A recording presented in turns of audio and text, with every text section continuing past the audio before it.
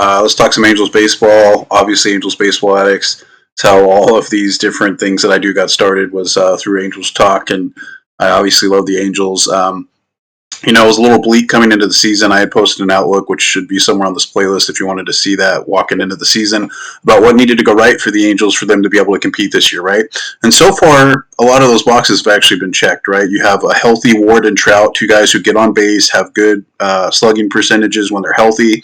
Detmers and Anderson are both, at least for now, pitching, like top line starters, which they needed one or two guys to step up and really take those 1-2 roles, because otherwise you have Sandy and some of these other guys that are more 3 through 5 starters. Silseth, who's been kind of in and out of the lineup. Canning hasn't been able to find his velocity, and obviously today he's already been lit up for some runs as I'm recording this.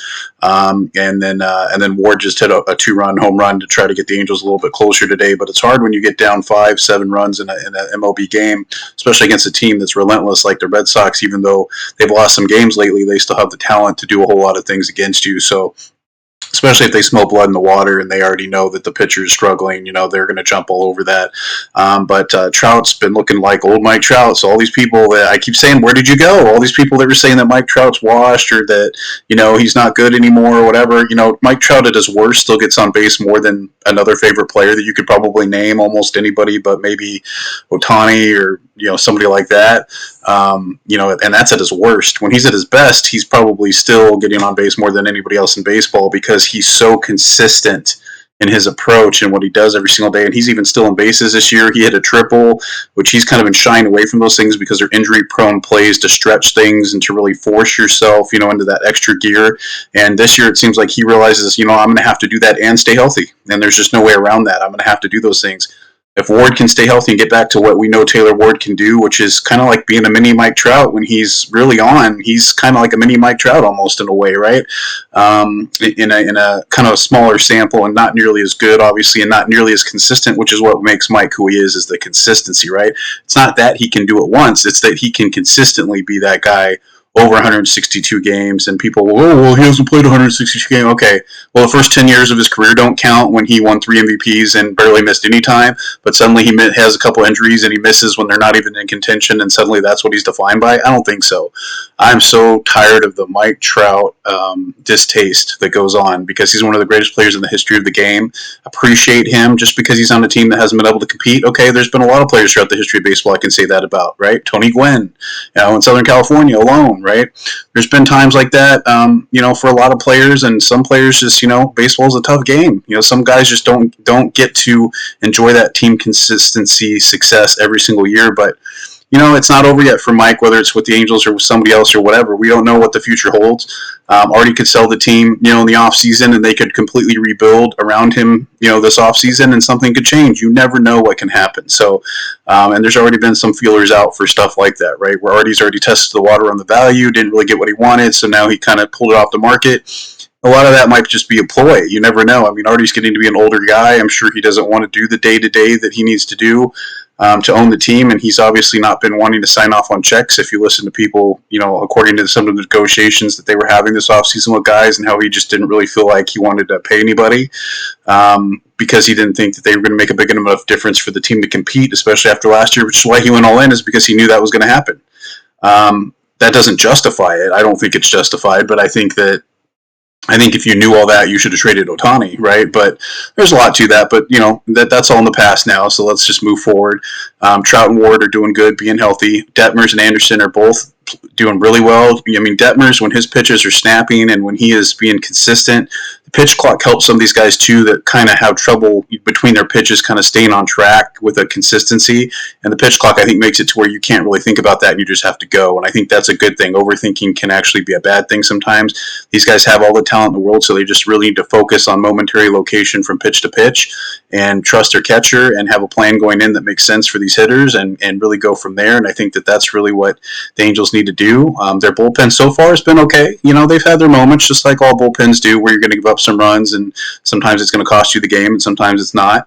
But I think ultimately, in the grand scheme of things, their bullpen's been pretty decent, and they have some guys that are still injured coming back, like Stevenson and some of these guys that they got in the offseason.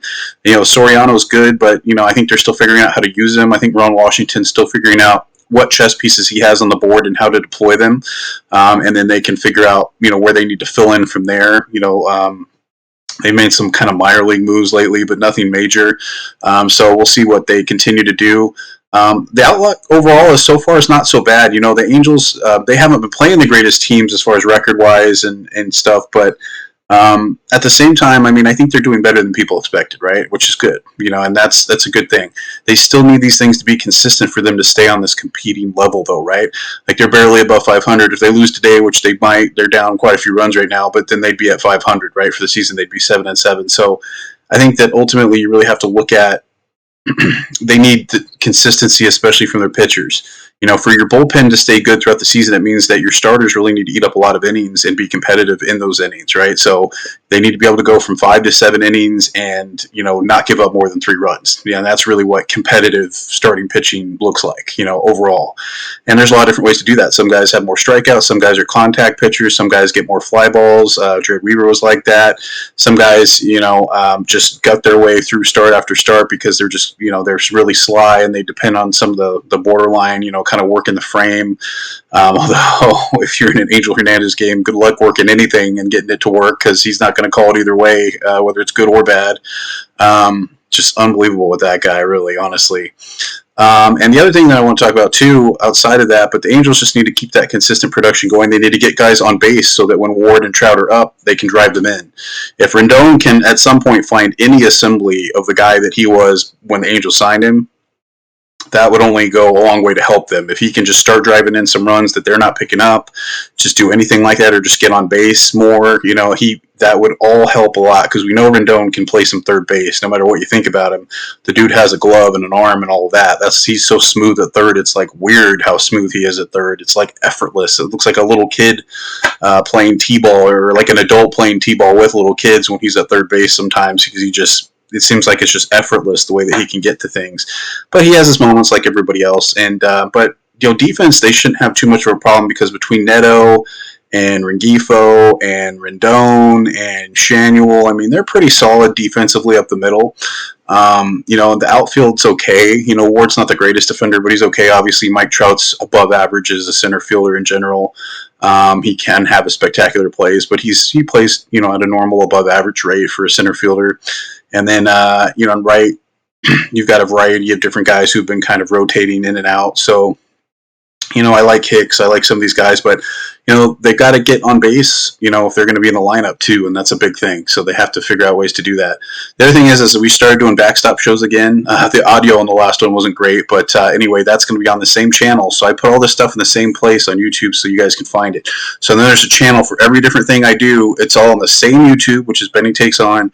And now they're all different channels. So there's an Angels Baseball Addicts channel. There's a podcast, Backstop, which is all baseball content channel, and the Backstop show that we've been doing for years now with Jim Capanis Jr., who's the grandson of Al Capanis, and the Doctor of Baseball, Eric Lunneberg. Sometimes it's all of us. Sometimes it's a combination of 2 of us or 1 of us or whatever, but it's always going to be some kind of baseball content that's about whatever is going on right now, and then you can go back and watch all the previous shows. There's shows on there from years ago about Ohtani and Trout and everything else that's gone on in baseball, scandals and rules and all the different things that we've had to talk about. So you can go back, look in those descriptions, get those episodes, and really get expertise from I'm more of a moderator who, enjoys the game, appreciates the game, studies the game. These guys are actually pros from the game. Eric was an announcer for the Mariners and other ball clubs. He was a reporter for a long time in baseball, interviewing guys like Barry Bonds during the home run chase. Jim Capanis Jr. is from an entire family of baseball, from the Dodgers GM Al Capanis, who was his granddad, to his dad, Jim Capanis, who played for the Pirates with Clemente and for the Dodgers. And obviously he himself actually played in the Angels organization for Joe Madden in the 90s.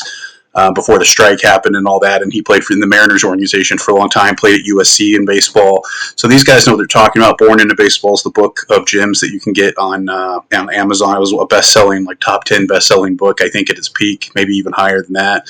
So, and you can actually see an advertisement for that also on the YouTube page that says Born into Baseball on it, and it shows a picture of, the cover of the book, which is obviously a great gift too for dads and for baseball people that are looking for that kind of thing. So really appreciate it, guys.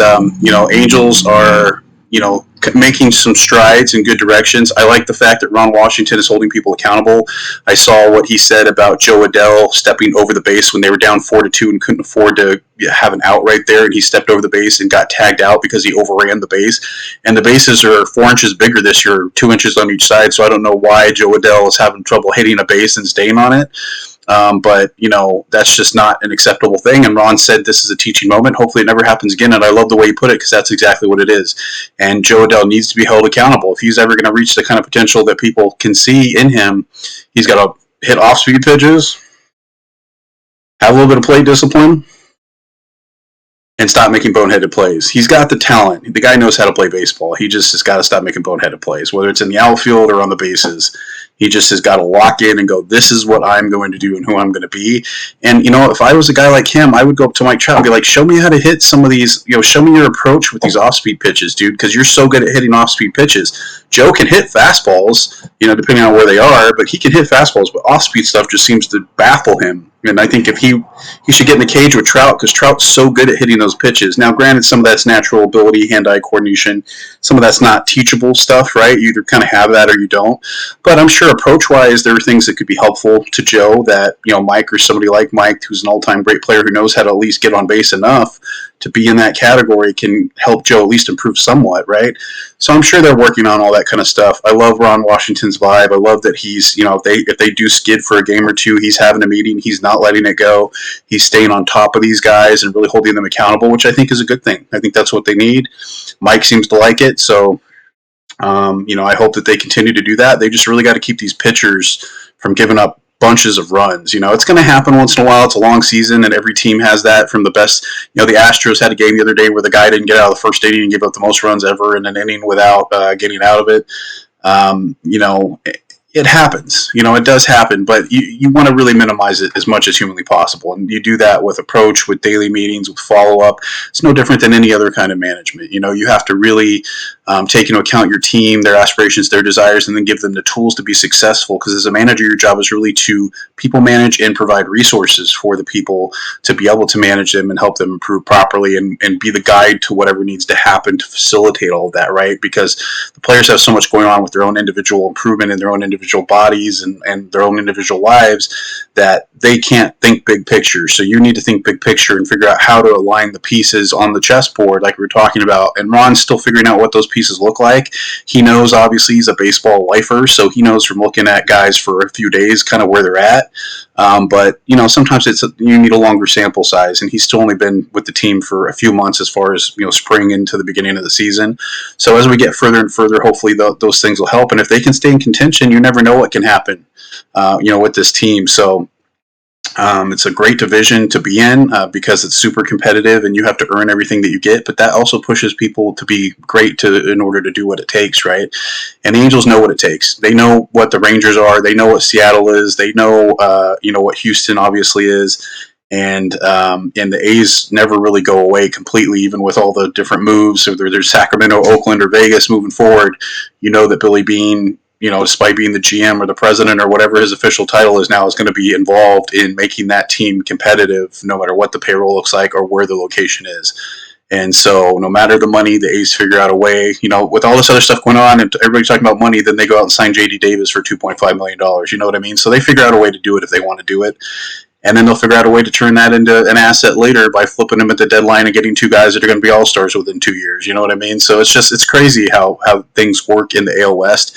And you can never take a day off. You can't take any game for granted and go, oh, well, this series, even if it's against a team that you don't think is going to be competitive in another division or something, all those wins and losses you're going to need, at the end of the season at some point if you intend to compete for the division or even for a wild card in the crazy, crazy American League. So really glad to see the Angels are not just mailing it in and that they really are putting together a team that they feel like can surprise some people. That seems to be the moniker of Ron Washington and all the guys in the clubhouse coming through spring and all the way through now, where they're really on board with, hey, we're going to do this, and I love that, and I love that they can do it. Whether they have the talent and depth to do it with a long season and injuries and all that remains to be seen. We'll find out. And they need some of these guys to take more permanent steps forward where it's not just a game or two for Detmers and Anderson where they're dealing. They need these guys to deal a vast majority of the season for them to be able to compete. And they need the other guys to be able to hold it together long enough for it to matter. So and they're going to have to score some runs. There's some teams where you're going to have to score runs to beat them, and they've done that a couple times this year. But we'll see. Like a game like today, like they've got to come back. You can't just go, okay, well we're going to lose this one 7-2 because we gave up. No, you have to battle and battle and battle and battle, and hopefully they can do that. But it has to be more than just Trout and Ward. Other guys have to get on base. Other guys are going to have to drive people in once in a while. Maybe not all the time, but at least once in a while. And they've got to get on base so that when these guys hit home runs, they're not solo shots or 2-run shots. They need to start getting into a habit of stringing hits together and not striking out and not, they need to get on base somehow. If it's a walk, great. If they can't hit a home run, they got somebody like Rengifo up there, cool. Get on base somehow. You've got to just get on base. That's what baseball is about. That's what the A's do so well. It's all about who gets on base. That's what it's about. If you have guys that can drive them in with home runs that look fancy and beautiful like Trout, awesome. But you got to get on base. If you get on base more than the other team, you're going to be in good shape most of the time. So Angels just got to continue that philosophy and try to prevent that on the other side, and we'll see what happens. I think the defense is good enough. I think they've got some players who are good enough, but it's just about consistency, depth, enduring, and getting through all that stuff and keeping their mentality no matter what happens this season right where it's at. All right, guys. See you next time. Bitty Bam, always coming at you strong. Always. Look out for more Backstop, and please hit the subscribe button, which you can actually do on YouTube by clicking my little face, which is down in the corner over there somewhere. Just click that little face and it'll actually go ahead and automatically subscribe you with that button. So appreciate it, guys. All the love and support. All that stuff really helps me and enables me to bring more. And please always leave your thoughts and comments below. If there's something you'd like to see or not see or whatever the case may be, just let me know and we'll always figure out a way to try to bring you whatever we can. All right, thanks, guys. Keep it strong.